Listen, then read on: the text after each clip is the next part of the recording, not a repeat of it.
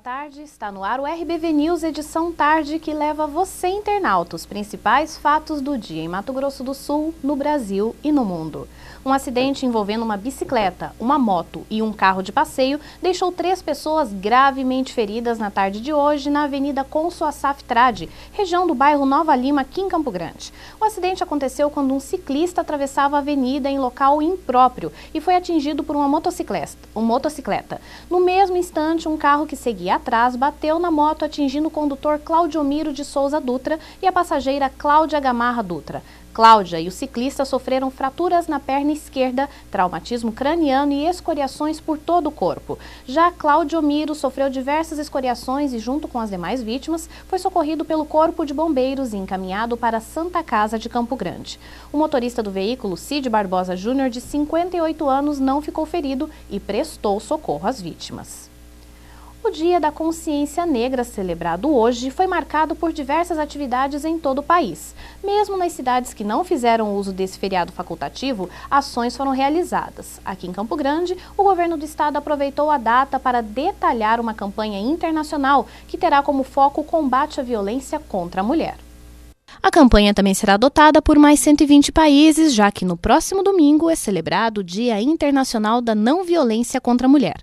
Segundo Tailoski, responsável pela Subsecretaria Estadual da Mulher, as ações serão focadas na sensibilização e capacitações sobre o assunto e explica que durante os 16 dias de campanha, várias ações de conscientização serão desenvolvidas.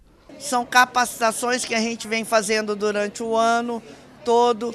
A gente fala também da violência sexual, da violência patrimonial, psicológica, né, que algumas delas só denunciam depois que apanharam várias vezes. Em 2011, foram feitos 6.210 boletins na Delegacia da Mulher de Campo Grande. Até o dia 23 de setembro deste ano, foram 4.228. Antes da Lei Maria da Penha, a média anual era de 2.000 boletins por ano. Por dia, 70 boletins são registrados. Para a delegada Roseli Molina, os números vêm crescendo graças às campanhas de conscientização que alertam sobre a importância da denúncia. Depois do advento da Lei Maria da Penha, as mulheres cientes desses seus direitos, elas têm nos procurado muito mais. Então, estatisticamente, aumentou o número de procura, aumentou o número de procedimentos realizados e isso, né, faz com que a violência seja dirimida de alguma forma. O governador André Putinelli destacou que o trabalho feito pelos pais em casa é primordial para evitar a violência doméstica no futuro. Que não se resolva pelo conhecimento, pela educação. Uma família que forma bem os seus filhos, que os educa e que lhes mostra, através dos exemplos, os princípios que devem nortear a sua vida futura, faz com que a maioria seja de bons e futuros cidadãos e cidadãs. E hoje também foi dia de escolher o novo representante da seccional da OAB de Mato Grosso do Sul. A movimentação começou logo cedo na sede da entidade aqui na capital. Pontualmente às 9 horas da manhã começou a votação na seccional da OAB de Campo Grande. São mais de 7.000 advogados aptos a votar. A previsão é de que até às 8 da noite já se tenha o resultado do novo presidente da OAB de Mato Grosso do Sul. Logo cedo, a fila era grande na entrada da seccional da OAB. Os advogados esperavam até 20 minutos só para passar pela triagem e seguir para as salas de votação. Este ano, o registro dos votos foi feito através de cédulas de papel, já que, segundo o Tribunal Superior Eleitoral, não houve tempo hábil para emprestar as urnas eletrônicas que precisam cumprir uma quarentena após as eleições municipais. Em Campo Grande foram disponibilizadas 14 urnas, 2 em Dourados e 1 em cada subseção da ordem. Ao todo, no estado, foram 31 locais de votação. Para o presidente da Ordem dos Advogados do Brasil de Mato Grosso do Sul, a votação transcorreu de forma tranquila. Melhor possível, ela está transcorrendo no clima da maior tranquilidade, os advogados estão exercendo seu direito. E até umas 8h30 hoje devemos saber qual será o futuro presidente da OABMS. E os candidatos acreditam em um momento de mudança e restabelecimento da ordem. A expectativa é a melhor possível. Nós estamos acreditando que os advogados querem mudança, querem restabelecer a ordem, que eles estiveram atentos às nossas propostas, aos nossos diálogos. e que nós conseguiremos o resultado que é de mudar a advocacia de Mato Grosso do Sul a partir de janeiro de 2013. Na verdade, nós temos uma esperança pelo trabalho desenvolvido pela nossa chapa, e que demonstra que houve uma boa receptividade pelos advogados de Mato Grosso do Sul. Isso vem coroar, na verdade, o trabalho desenvolvido pela atual gestão, em que o presidente é o Dr. Leonardo, e a esperança nossa é que o pleito seja positivo, combinando com a nossa eleição. Se Deus quiser, isso vai acontecer. O nosso grupo entende que a vitória é da advocacia hoje. E a nossa chapa conseguiu mostrar que existe espaço para a independência, existe espaço para um grupo de advogados que quer renovar a ordem de verdade, existe espaço de advogados que quer a ordem dentro dos fóruns e não dentro da sede da obra. Apesar da importância do pleito, a imprensa foi impedida de registrar a votação dos candidatos e fazer qualquer tipo de imagem das salas. Segundo a assessoria da OAB, a decisão foi tomada para garantir a segurança do processo, já que a eleição foi realizada através de cédulas de papel. A votação foi encerrada às 5 horas da tarde, horário de Mato Grosso do Sul. Por ter sido realizada em cédulas, a previsão é que o resultado final seja conhecido até às 9 horas da noite de hoje. E no próximo bloco você confere os principais fatos internacionais. Nós já voltamos.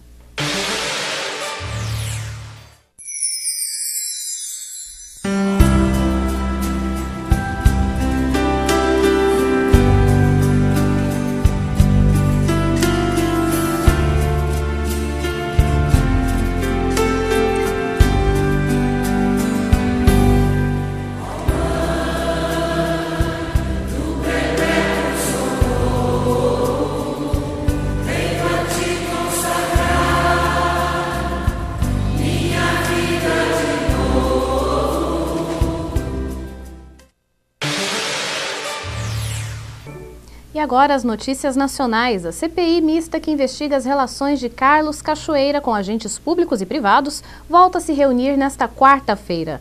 Na audiência vai ser apresentado o relatório final do deputado Odair Cunha. O texto é o primeiro passo para que a CPI apresente uma conclusão dos trabalhos.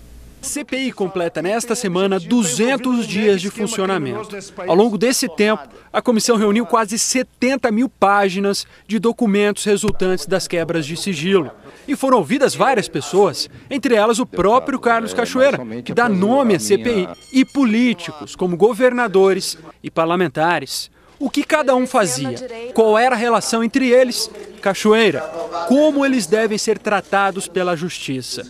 O relatório do deputado Odair Cunha deve oferecer uma resposta para essas perguntas. Material que não foi analisado por força do tempo de 180 dias mais 48, 60 dias que a CPI prorrogou, ele deverá seguir ao Ministério Público para que o Ministério Público tome as providências. Há uma expectativa positiva da minha parte com o relatório que vai ser apresentado e ainda assim eu ainda imagino que o tempo que nos resta vai dar para produzir muito através do relatório. O relatório do deputado Odair Cunha traz uma conclusão, mas não a única da CPI. Um grupo de 4 integrantes já disse que vai apresentar um voto em separado.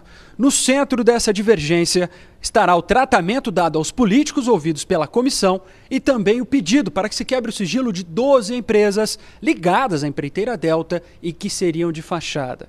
Diferentes relatórios que seguem para o mesmo lugar. O Ministério Público, que dará seguimento a essas investigações. Nós vamos amanhã, de maneira prudente, aguardar a manifestação do relator, vamos comparar com a representação que nós estamos preparando e vamos qualificar ainda mais o nosso trabalho, porque onde houver as omissões, nós vamos mostrar o caminho das pedras para o Procurador-Geral da República poder iniciar as investigações. A Comissão Mista de Orçamento se reúne nesta semana para votar o parecer preliminar do senador Romero Jucá ao projeto da Lei Orçamentária de 2013. Após a votação do parecer preliminar, começa o prazo para a apresentação de emendas individuais e coletivas. Alguns assuntos debatidos pelo Congresso estão acima das diferenças partidárias. É o caso das emendas de bancada, que são apresentadas ao orçamento todos os anos e que atendem aos interesses de determinado estado. Nessas horas, deputados e senadores da mesma origem se unem para aprovar recursos que podem atender toda uma região. No orçamento para 2013 foram reservados R$2,5 bilhões de reais para as bancadas dos estados. Parece muito dinheiro, mas isso representa pouco mais de 1% dos recursos do orçamento reservados para investimentos. Este consultor legislativo explica como funcionam as emendas de bancada.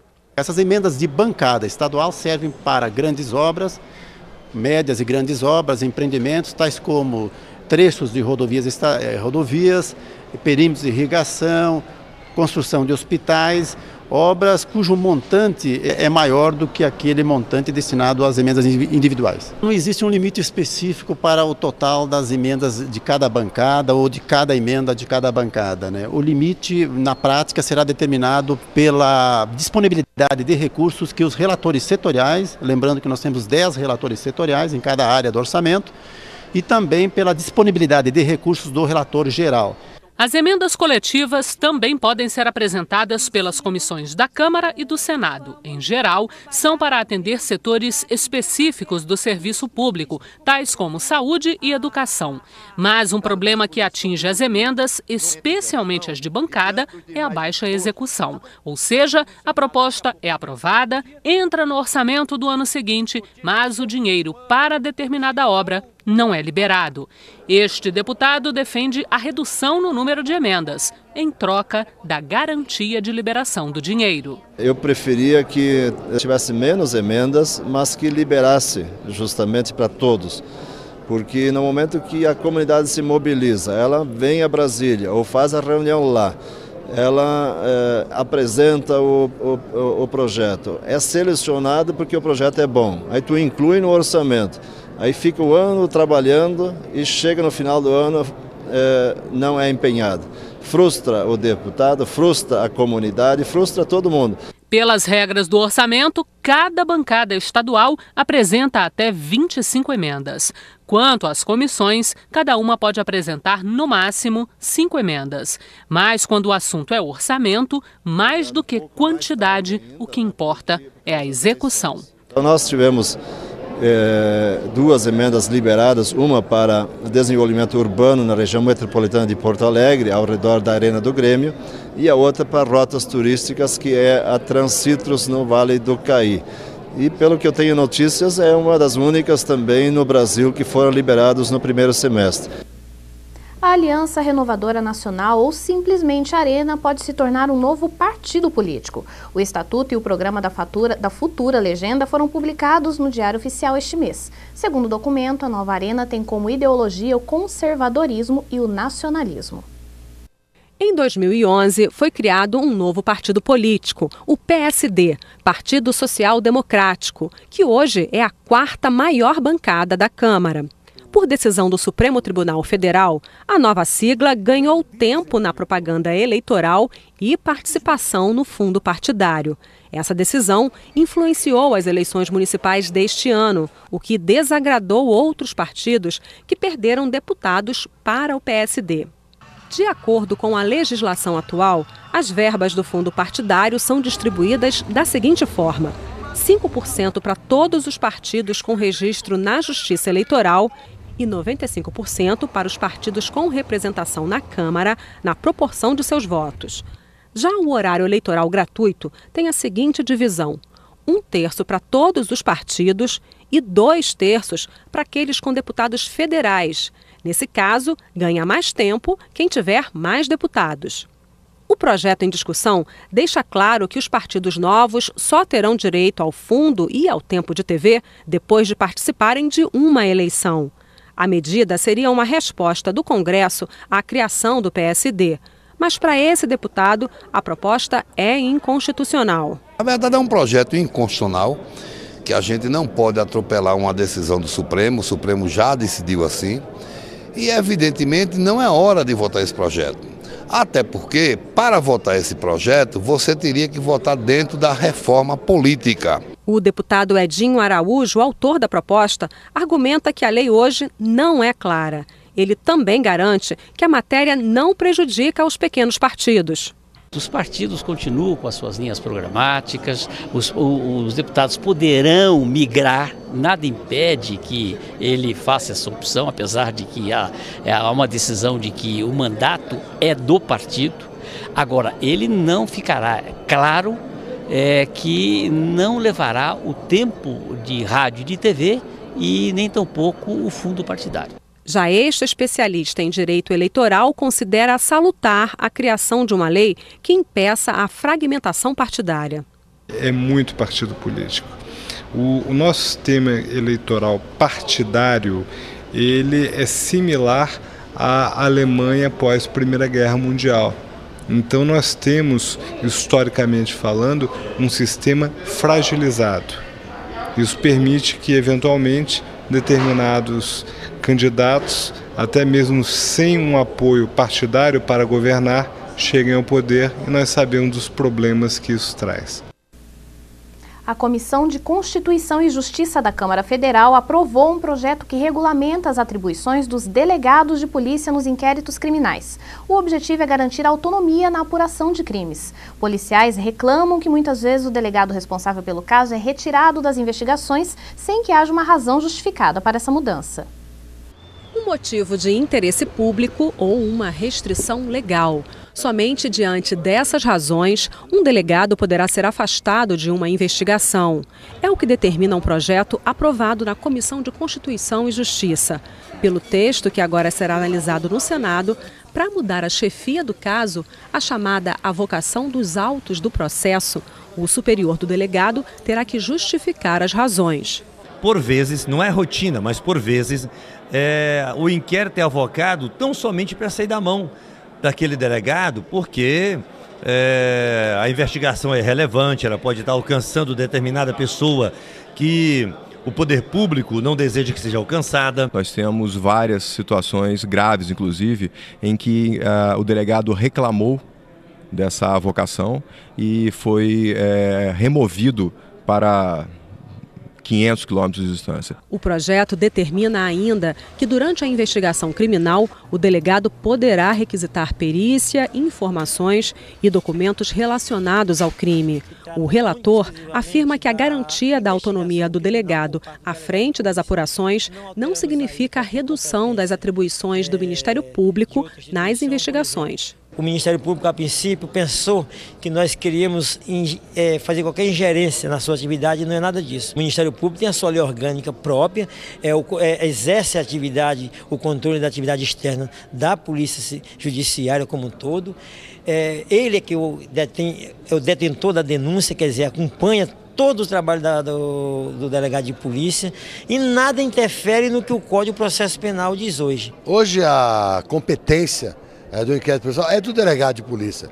Nós estamos reafirmando essa condição, porque ao longo do tempo, o Ministério Público, com a averiguação preliminar, acaba fazendo o seu inquérito particular e nem dá conhecimento para o investigado. Isso não pode acontecer, não pode existir, e o que nós estamos querendo é tornar clara essa condição. A investigação criminal do inquérito é competência do delegado de polícia. Deputados e delegados acreditam que a proposta é uma garantia de que a busca pelas provas no inquérito e a condução das investigações serão imparciais. A investigação ela não pode ser direcionada para atender o interesse de A ou de B.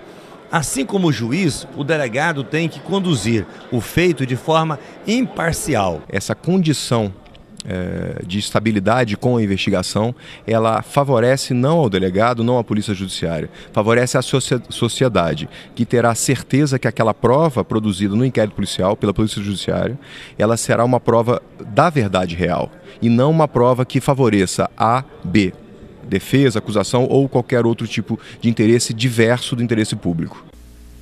E no próximo bloco, você confere a segunda parte da entrevista com o vereador eleito Zeca do PT. Nós já voltamos.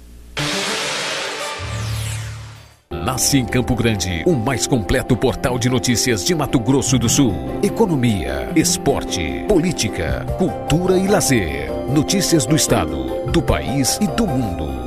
Além da Web TV trazendo matérias e insights ao vivo no decorrer da programação. Tudo isso sob o comando da mais completa equipe de jornalismo do estado, associada às maiores agências de notícias do Brasil e do mundo. RBV News. Aqui você sabe de tudo. Dificuldades para se comunicar? Não ouve bem os sons? Agora chegou a oportunidade. Ganhe qualidade de vida com as promoções do Centro Auditivo Grambel. São aparelhos auditivos com parcelas a partir de 10 de 190.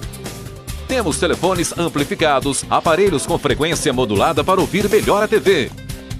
Completa linha de modernos aparelhos digitais importados e assistência técnica para várias marcas. Fazemos teste domiciliar sem compromisso. Centro Auditivo Grambel.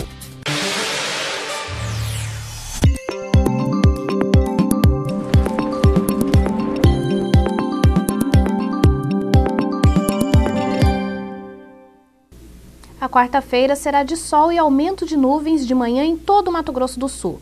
Podem ocorrer pancadas de chuva à tarde e também à noite. Confira agora a previsão para 5 capitais para esta quarta-feira.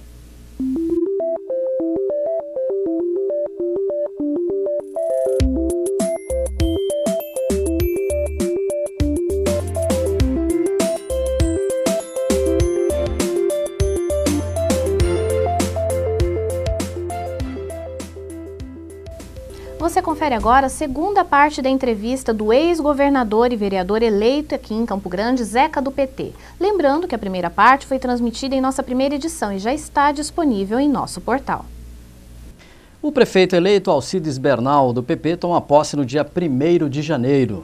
Com isso, está chegando ao fim 20 anos a administração do PMDB em Campo Grande.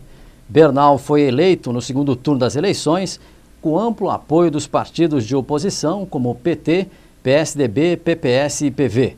Até 31 de dezembro ele tem prazo para montar a equipe de governo. E eu vou conversar agora com a maior liderança que o Partido dos Trabalhadores tem em Mato Grosso do Sul, o ex-governador e hoje vereador eleito mais votado, José Urcílio Miranda dos Santos, o Zeca do PT. O senhor falou em independência da Câmara Municipal em relação ao prefeito, uma independência tanto do Executivo como do Legislativo. Como é que vai ser, no caso, a eleição para presidente da Câmara, já que a oposição elegeu 9 vereadores, o outro lado 21. Eu até, se me permite, até eu brinquei com o Bernal. Falei, Bernal, quando eu falo de independência e harmonia entre os poderes, eu estou falando para você de duas coisas, que você não seja tão frouxo com o poder legislativo como eu fui, e tenho humildade de me autocriticar nisso, nem tão arrogante como alguns são, para botar o poder legislativo de cócoras, né? Que você tenha respeito ao poder, aos 29 vereadores. E eu acho que nesse diálogo de respeito salutar, construir uma maioria. Eu tenho conversado com vários vereadores de outras forças políticas que me procuram pela relação de tanto tempo na política. Eu acho que não está difícil ao Bernal fazer uma maioria aí de 15, 17, 18 vereadores, uma bancada de vários partidos, para, a partir daí, tirar a mesa diretora, o seu líder na Câmara e poder, com isso, ter tranquilidade de começar governando dia 1º de janeiro. O senhor disputaria a presidência? Não, não tenho essa pretensão. Acho, sinceramente, com humildade, que meu nome não é o melhor nome para aglutinar tanta gente diferente em torno. Por quê? Acho que porque é meu jeito de ser, né? Eu estou chegando agora, tem gente mais tempo, com mais experiência. Eu acho que... Mas nesse caso a experiência não vale muito? Vale, mas eu tive durante 8 anos na Assembleia Legislativa, um tempo já, 90, 98, ou seja, muito tempo, muita coisa mudou. Eu te confesso que não tenho essa pretensão. Eu acho que, já disse isso ao Bernal, inclusive, que eu posso ajudar o Bernal mais, articulando um nome que seja da confiança dele e desse conjunto de força para, de fato, fazer uma grande maioria, uma maioria que dê tranquilidade a ele na Câmara. Eventualmente, o PT disputar esse espaço é uma coisa, mas não forçosamente indicar um nome. Se for indicar um nome para essa negociação, acho com muito mais trânsito no conjunto dos 29 vereadores o nome da Thaís do que o meu. Sinceramente, que eu acho. Eu acho que poderia, por exemplo, e não estou me oferecendo, pegando isso agora, de momento, ser para o Bernal muito mais útil, talvez, se ele quiser, numa liderança para ele na Câmara Municipal, para articular projeto, para encaminhar negociação, para encaminhar votação. Essa experiência eu tenho. Já se conversou em termos de quadro que o PT vai oferecer ao Bernal? Já. Ele pediu, nessa reunião, nós fizemos uma lista de vários técnicos em vários setores, na saúde, na educação, na infraestrutura, enfim, na assistência social, na questão tributária, e estamos disponibilizando para ele poder, no momento que for, que definir a equipe, se quiser consultar alguns desses nomes, convidar, enfim, evidentemente que sem pressão nenhuma nós estamos muito a fim de colaborar. Já se definiu de que forma que o PT vai participar em uma, duas, não, nós devemos conversar, ficou a vereadora Thaís Helena e o Alex do PT, conversei com eles hoje de manhã, de articular uma conversa nossa com o prefeito Bernal. Ele viajou no feriadão e é legítimo para descansar, deve estar retornando hoje à noite, muito provavelmente amanhã ou depois.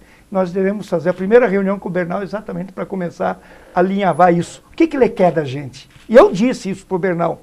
Você que tem que dizer que tamanho você quer o PT. Aonde, como e que tamanho. Por exemplo, ele que tem que dizer, nos comandar o que ele quer da gente na Câmara Municipal, para a gente construir junto uma maioria que dê para ele tranquilidade de governar. Me orgulharia muito terminar a minha vida pública como presidente do Diretório Estadual do PT. E acho que seria bom para o Delcídio, nosso pré-candidato. E eu estou defendendo uma tese dentro do PT. O PT precisa se reencontrar com o seu povo, com a sua história. Nós andamos muito depressa e largamos muito das nossas bandeiras para trás, sabe, Pio? Muita gente hoje no PT tem vergonha de falar do sem terra, que quer terra. Muita gente hoje dentro do PT tem vergonha de falar do sem teto, que quer teto. Muita gente tem vergonha de falar dos índios, dos negros, das mulheres, das minorias. Nós perdemos nossas referências com a militância, com a formação política, com a democracia interna. E eu estou andando defendendo essa tese para, se Deus quiser, ser candidato e presidente do PT. Ok, obrigado pela entrevista. Legal, gostei. E estamos aqui à disposição, a casa está aberta, obrigado. O senhor é bem-vindo aqui. Satisfação enorme poder estar aqui. E boa sorte aí nesse mandato popular que o senhor inicia dia 1º de janeiro. Obrigado, te agradecer, me permitir desejar a ti, a tua equipe aqui, e através de vocês ao povo que nos assiste, a Campo Grande, ao Mato Grosso do Sul, provavelmente minha última oportunidade, um bom Natal, um 2013 de muito sucesso, de muita luta, de muita luz. E o RBV News edição tarde fica por aqui. Nós voltamos amanhã com a nossa primeira edição a partir das 11 horas da manhã. Boa noite.